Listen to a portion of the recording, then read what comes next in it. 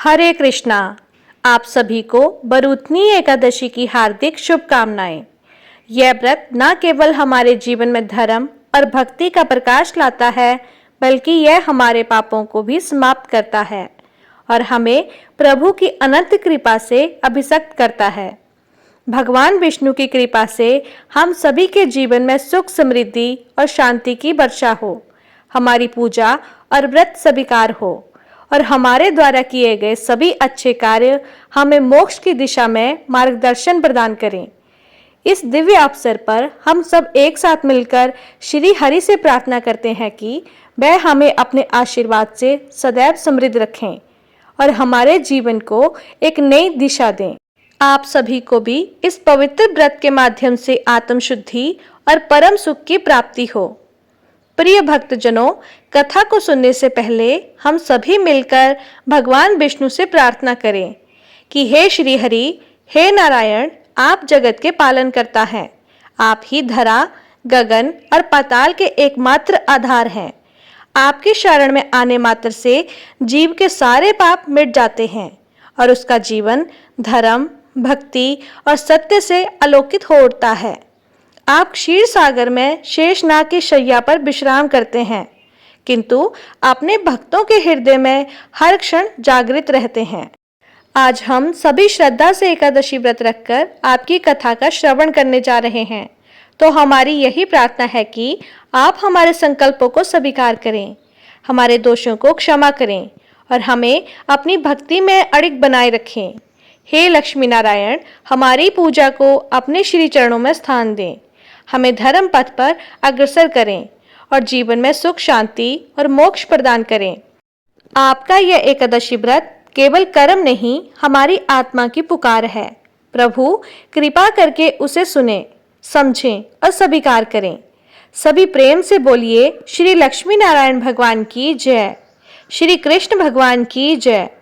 प्रिय श्रोताओं, अब सुनते हैं बरूथनी एकादशी व्रत की कथा। इंद्रप्रस्थ की राज्यसभा पूर्णतः सजी हुई थी। महाराज युधिष्ठिर सिंहासन पर बैठे हुए थे और समस्त मंत्रीगण और ऋषिगण प्रभु श्री कृष्ण के आगमन की प्रतीक्षा कर रहे थे। हर एकादशी की तरह आज भी भगवान श्री कृष्ण स्वयं व्रत की दिव्यता बताने आ रहे थे। जैसे ही रतन जड़ित रथ के पहिए राज्यसभा के द्वार पर रुके, शंखनाद गूंज उठा।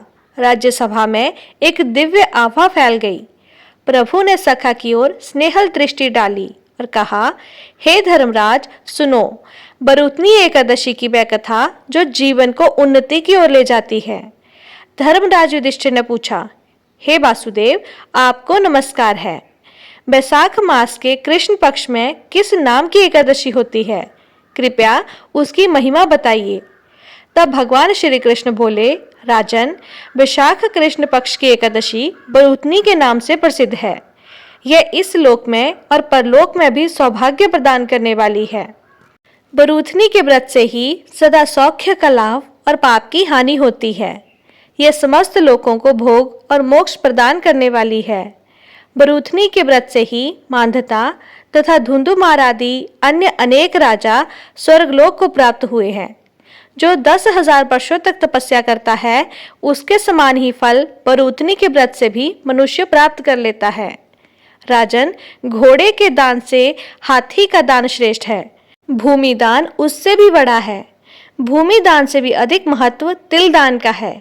तिल दान से बढ़कर स्वर्ण दान और स्वर्ण दान से बढ़कर अन्न दान है, क्योंकि देवता, पितृ तथा मनुष्यों को अन्न से ही तृप्ति होती है। विद्वान पुरुषों ने कन्यादान को भी अन्नदान के समान ही बताया है। कन्यादान के समान ही धेनु अर्थात गाय का दान है। यह साक्षात भगवान का कथन है। बताए गए सभी दानों से बड़ा विद्यादान है। मनुष्य बरूथनी एकादशी का व्रत करके विद्यादान का भी फल प्राप्त कर लेता है। जो लोग पाप से मोहित होकर कन्या के धन से जीविका चलाते हैं, वे पुण्य का क्षय होने पर यातनामय नरक में जाते हैं। इसलिए सर्वथा प्रयत्न करके कन्या के धन से बचना चाहिए। उसे अपने काम में नहीं लाना चाहिए। जो अपनी शक्ति के अनुसार आभूषणों से विभूषित करके पवित्र भाव से कन्या का दान करता है, उसके पुण्यों की संख्या बताने में स्वयं चित्रगुप्त भी असमर्थ हैं।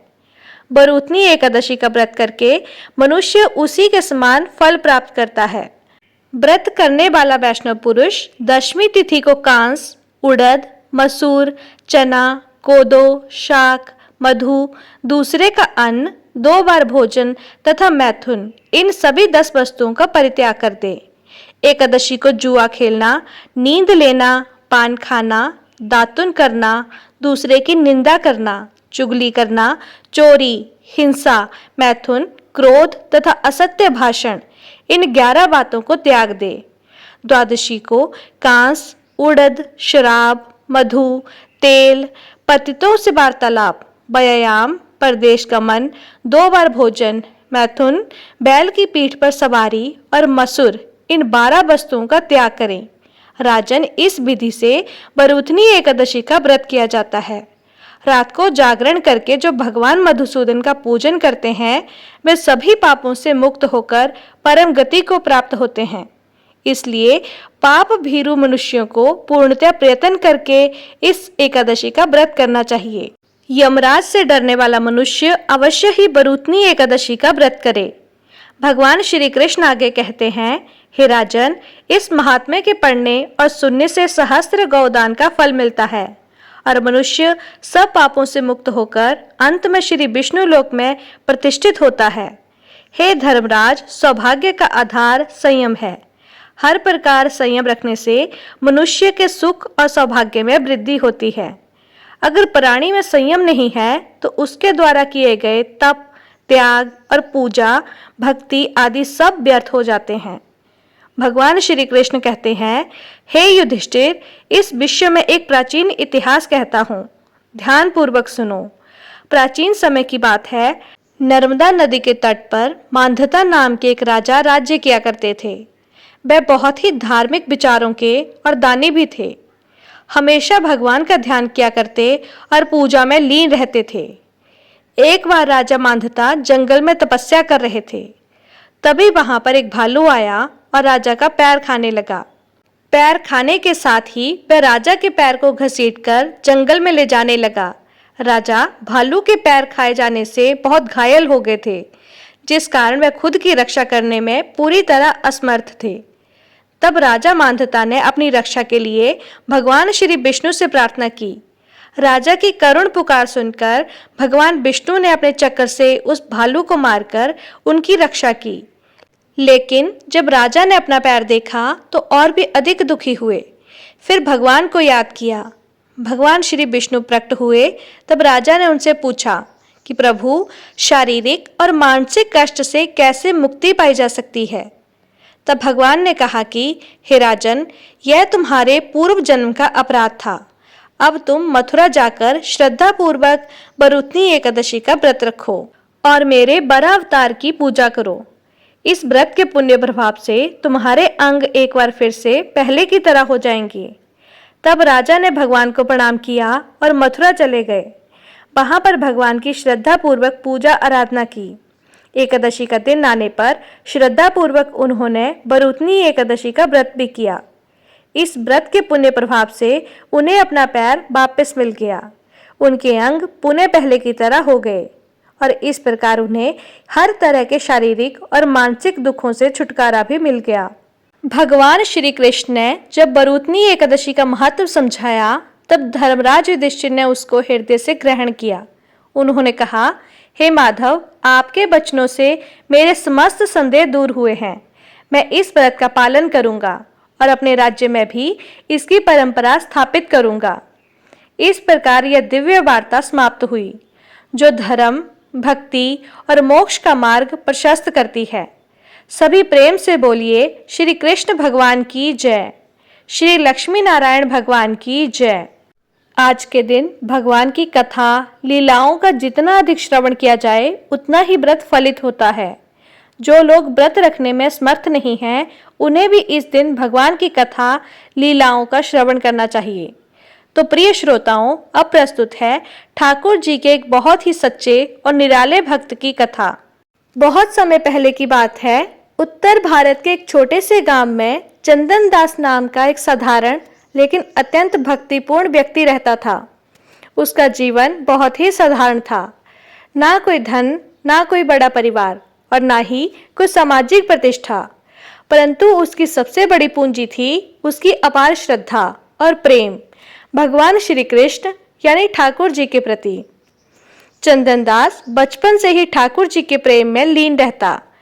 जब उसके साथी खेल कूद में लगे रहते, वह वृंदावन की कथाएं सुनने मंदिर भाग जाया करता। गांव के मंदिर में ठाकुर जी की एक छोटी सी मूर्ति थी, जिसे चंदनदास रोज स्नान कराता, ताजे फूल चढ़ाता और घंटों भजन गाता। उसकी आंखों में ठाकुर जी के लिए वही स्नेह झलकता था जैसे यशोदा मैया के आंचल में पलने वाले कृष्ण के लिए होता। समय बीतता गया। एक बार गांव में भयंकर अकाल पड़ा। लोग भूख से तड़पने लगे। मंदिरों में भोग चढ़ना बंद हो गया। उत्सव सूने हो गए। लेकिन चंदनदास हर दिन किसी तरह एक रोटी का टुकड़ा जुटाता और उसे ठाकुर जी को अर्पण करता। वह खुद भूखा रह जाता, पर भगवान को भूखा नहीं देख सकता था। लोग उसका मजाक उड़ाते, अरे चंदन, ये मूर्ति तुझे क्या देगी, खुद देखो, भगवान भी कुछ नहीं कर पा रहे। पर चंदन मुस्कुराता और कहता, मुझे कुछ नहीं चाहिए, बस ठाकुर जी मुस्कुराते रहें, यही मेरा संसार है। एक दिन चंदनदास बहुत बीमार हो गया। शरीर कमजोर पर हृदय उतना ही दृढ़। अंतिम सांसें ले रहा था, पर आंखें ठाकुर जी की मूर्ति पर ही टिकी हुई थी। उसने आंखें मूंदते हुए एक बार कहा, हे नंदलाल, जब तक सांस चली तुझे पूजा, अब तू ही मुझे अपना बना ले। उसी रात गांव में एक अद्भुत चमत्कार हुआ। मंदिर में तेज प्रकाश फैला, घंटियां अपने आप बजने लगी और लोग दौड़ते हुए मंदिर पहुंचे। वहां देखा, चंदनदास की देह मंदिर की चौखट पर शांत लेटी थी और ठाकुर जी की मूर्ति से आंसू बह रहे थे, जैसे ठाकुर जी स्वयं अपने भक्त को विदा कर रहे हों। उस दिन के बाद गांव में बारिश हुई, फसलें उग आई और सब कुछ ठीक हो गया।